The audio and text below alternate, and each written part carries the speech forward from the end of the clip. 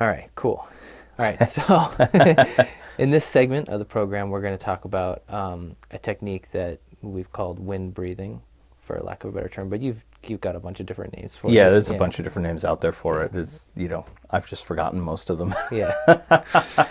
And And I've so, called it a lot of different things too over the years. So, right, right.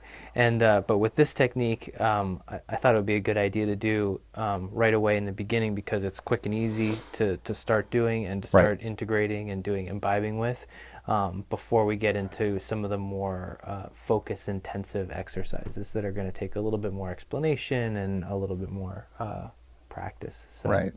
yeah. Yeah. And part of this is, because at this point, at this stage, this is like planting a seed, it's like, but it's a really, it's a primary plant, what we're trying to grow here. So, and it's going to have an effect on a lot of other things, a lot of different aspects of seeing and a lot of different aspects of energy work later on that we're going to do. So, although we're utilizing it for seeing at this point, there are a lot of other abilities that it can stimulate later on. So, but that being said, I don't want to get into all of that. I want to be able to, in this session, be able to relay it in a way that's going to be, easy to understand, give a practical demonstration of that so that people can start it right away. Because, what I want them to do is to have something that will give them an experience with, very little effort on their part, something that's not so technically advanced that, it takes a while to sort of get up to speed to it. And that being said, people will have a lot of questions about it anyway, and I want to put everybody's mind at ease, do it badly, do it badly, just do it. Okay, so it's like, don't try to make it the perfect sound, don't try to make it the perfect position or anything like that. It's literally just get in there and start doing it, because the idea is that, and why we're putting it so early in the program is because I want it, when we get to areas that are going to be a little bit more technical, like you said, and we're going to be thinking about other things or incorporating other things, I don't want there to be a question about this technique. I want you to be so comfortable with it that you can just do it. It's sort of like tapping your finger, It's like, in the beginning, can you keep it with the metronome? Can you do the, it's like most people can, but, if they're thinking, when they get to, if they don't practice it at all and then they go to try to do it with something, not everybody can tap with the beat. Not everybody can do those things. So they're thinking about it. Is it the right amount? Is it, am I too loud? Am I too soft? Can I not hear it? Whatever. So there's all these little parameters. It's the way our minds work. We start getting,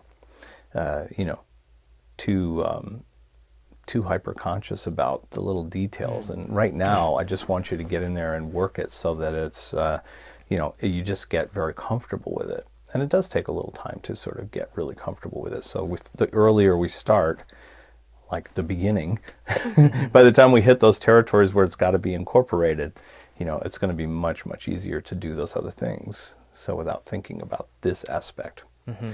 So I should probably go through it right away. Yeah, let's just do it. Okay, so now I've done this with some people where they can lie down on the floor and do this, but basically I usually do it in the position that I'm going to do most of my other exercises. So whatever that is, sitting up, cross-legged, flat feet on the floor, whatever, pick your position that's going to be good for you. So basically a position that you can do most of this work from. So I usually, sit up straight. I'm on a bench or a stool that's, relatively soft. I mean, comfortable that I can be there for an extended period of time. Although for this exercise, we're doing really short increments over the course of the day. You can be standing to do this. You can be in any position to do this, hence the lying down or sitting. But if you sit, you want to have your back straight, right? And primarily your neck, right? So the neck should be in perfect alignment with the rest of the spine. And so the way that I do that, just after I'm trying to find my comfortable position, it's literally like there's a string in the middle of my head and it's pulling up so that I, sort of have that idea, and I feel like it's even being pulled up, that my shoulders and my body is almost like a loose set of clothes hanging on a hanger, and the hanger is suspended, through my head and on this chord, right? And so I'm just sort of like really relaxed and hanging on this. So that really feels like straight. And again, these are the little nuances that, I'm really particular about. But I find that in the end, being a little bit more anal in the beginning, it will save you a ton of time in the end. Like a lot of people talk about relaxation. A lot of people have done meditation, relaxation in yoga and all these things. But, I'm very particular about relaxation, as we've seen from the book and from other things, right? So it's really the bridge that will, again, cut your learning curve down, which is very important for most people and very important for me. And so I spend a lot of time on just the little nuances in relaxation that will make all the difference. So besides this straight posture, it's like I take some time to sort of, test it out, right? I'm moving around little, smaller and smaller increments, forward and back and side to side, to try to find, where is that straight point? Where is that perfect sort of set position? And once I find it, it's very noticeable to me compared to those other areas. So I'm really sort of, once I have the general posture, then I'm just sort of doing these micro motions and trying to find exactly where my center point is, right? And from there, everything's relaxing and I feel like I'm just set in place. And so my neck is in its perfect alignment as much as possible, right? If for some reason physically it's not, I can't do that, or a person can't do that, then lying on the floor may be a really good thing. You want to lie flat, don't do it in a place where it's associated with, things like sleeping, right? So you don't want to do it in bed because you're going to fall asleep, because that's what you've associated that with, right? We learn by association.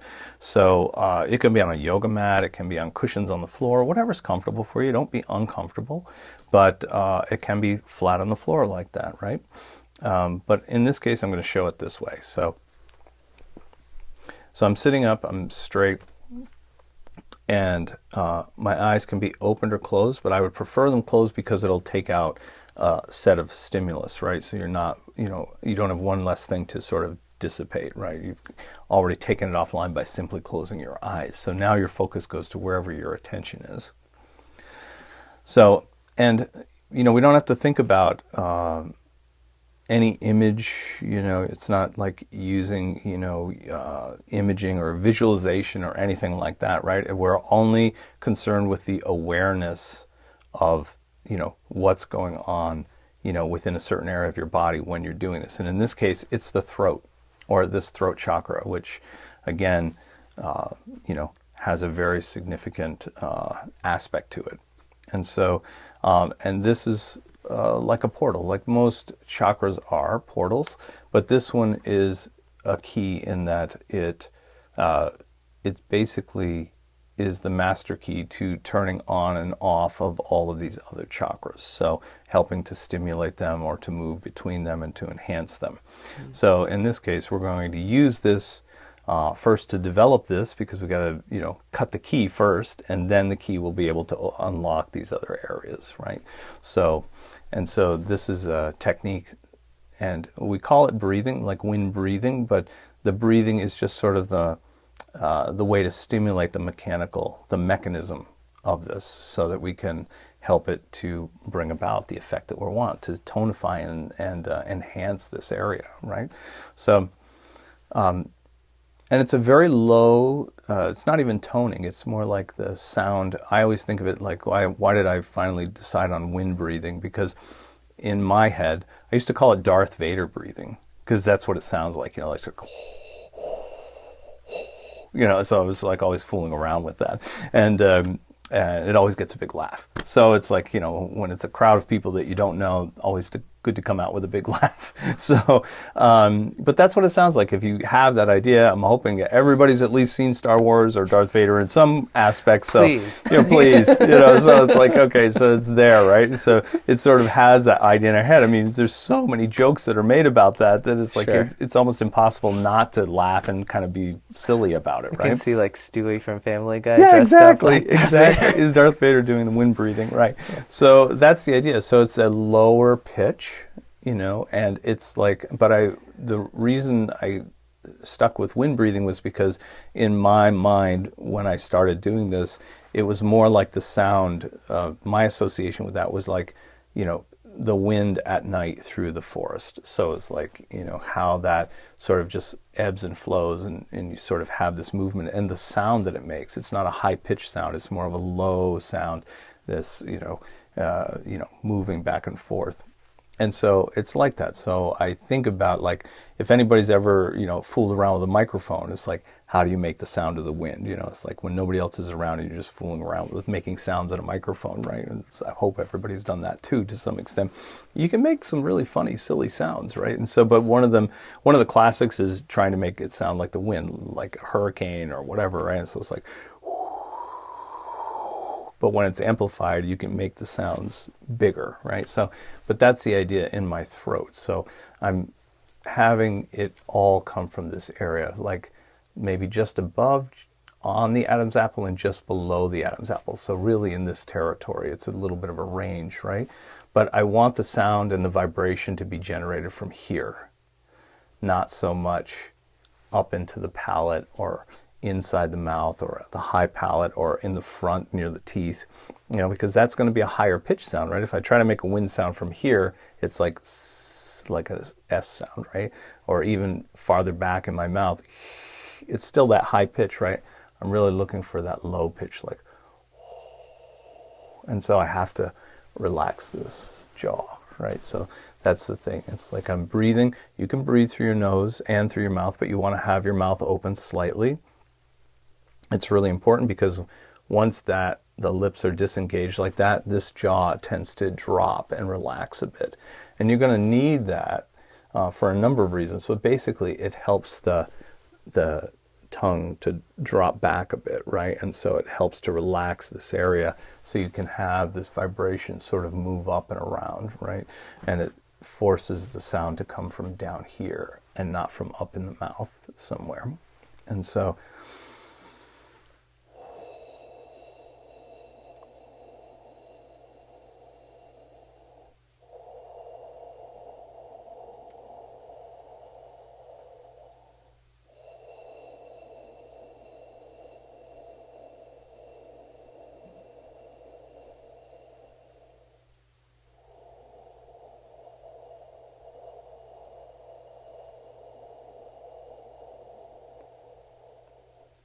right, so, and obviously I'm making it a little louder so that people can hear it to some degree, right? You might even be able to turn it up a little bit so they get a little bit better if it's too low. But that's the idea, just so you have an idea of it, right? But it's like many times it's much lower than that. It's like I'm not trying to produce a loud sound. It's the idea is that if I'm not even sure if it's vibrating, I'm going to just place my fingers here really, really gently, right? And just start, and trying to feel, is it vibrating there or not? And it's going to be very subtle, so you don't want to like push into your throat here because that's going to stop it, right? And choke you, so you don't want to do that. So it's just a very light touch on this area, and it's just the fingertips barely resting on the skin there, and you'll feel that Adam's apple, or just inside, actually is vibrating slightly, and it's a very fine resonance. It's not something that's it's not like it's just this, again, like the wind, is a very smooth sound. But it's that area, sometimes called friction breathing as well, but it stimulates this area. And because of that vibration and stimulation, you're stimulating this chakra as well, okay? It's also one of the reasons that we do toning and things like that, right? And consonant sounds and vowel sounds and all of that. That's all stimulating this territory, right? So, but this is one that specifically is used to not only tone this chakra or energetic organ, right? But then we can utilize it once we have it down really well. It'll have a very profound effect on opening the third eye and opening, the other chakras in turn as well. So it's really important. So I don't want to give too much background on it, Sure. because I don't want to confuse the issue, right? It's like literally just do it badly. Get in there and do it. Do the Darth Vader, whatever you want to call it. We're going to call it wind breathing just for the sake of, clarity for us to keep the continuity there. Right. But whatever you want to call it, but just do it. I don't care what you call it as long as you do it. Right. And, do it in small increments. Don't try to do it for, extended periods of time at this point, right? So don't think, oh, I don't have 20 minutes to do this, I can't do it. No, I want you to do 1 minute 10 times a day. Anytime you can do it. And because it's low, you could do it at work, nobody knows, it's like literally it's that low. They'd have to actually, really listen to hear if there's something going on. They might say, are you okay? You sounds like I can hear you breathing. It's like, it's like, yes, Luke, I'm fine. It's like, but it's okay, right? So it's like you can do this. And the idea is that I want you to get really, really comfortable with being able to do this technique.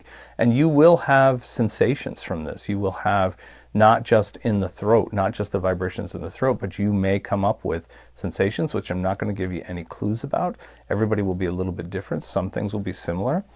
And just make a note of them, mental note, and write them down or record them on your phone or whatever it is. Just anything that you notice will be good, and you'll see that data will be correlated, at a later time, and you'll start to see that things start to take on patterns, and that's a good thing. So if you feel like maybe things feel a little dry there or a little irritated there, it's probably not so much irritation as it is just not being used. So it's like a muscle that hasn't been used for a long period of time.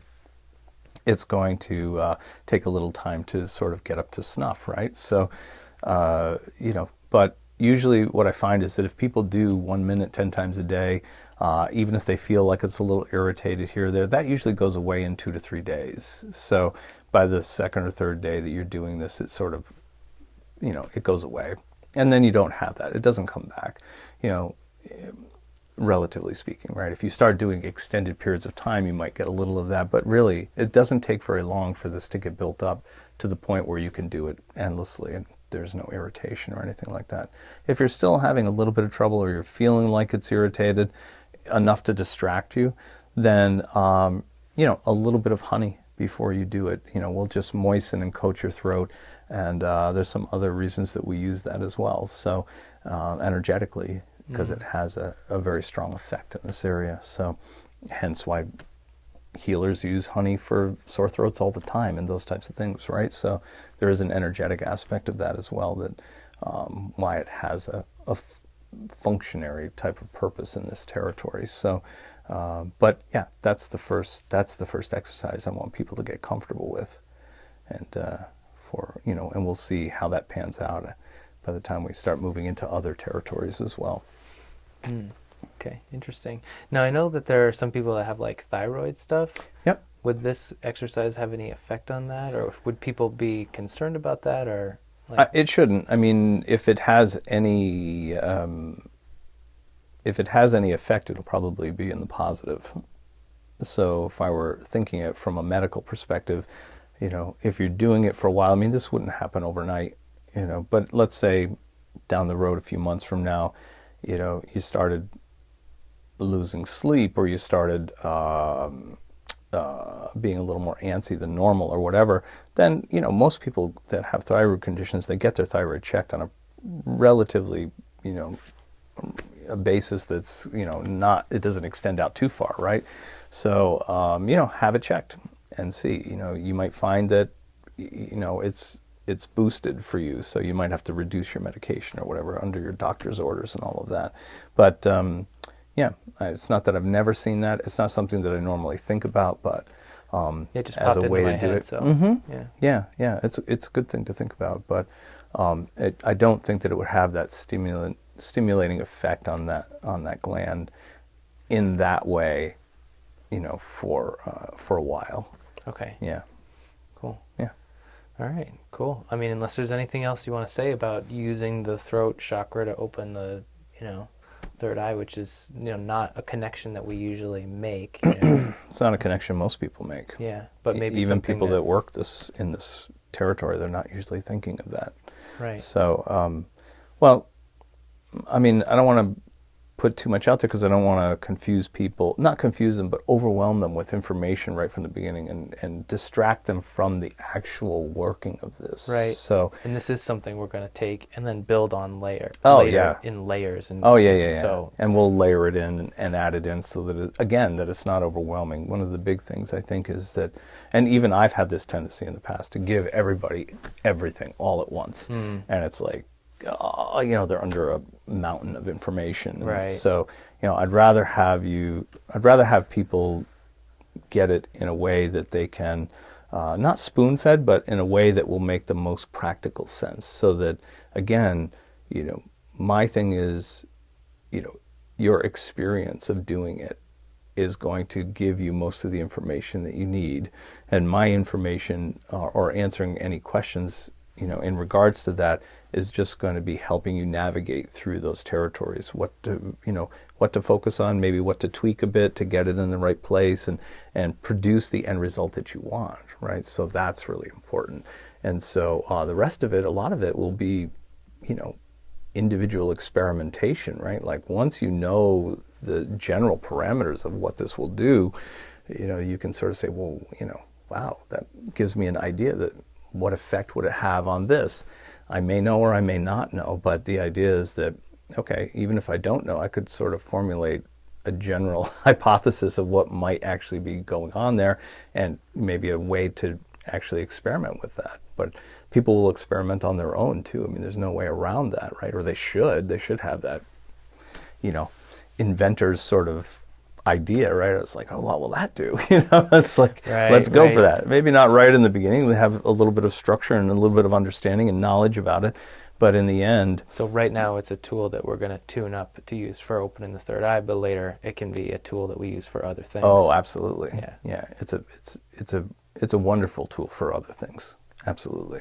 Cool. Yeah. All right. So again, you said like a minute, 10 times a minute, a day. 10 times a day or whatever. So that ends up being 10 minutes a day, which is perfectly fine, and then let's say, if you start on a Monday and, start as soon as you are off the start, do it.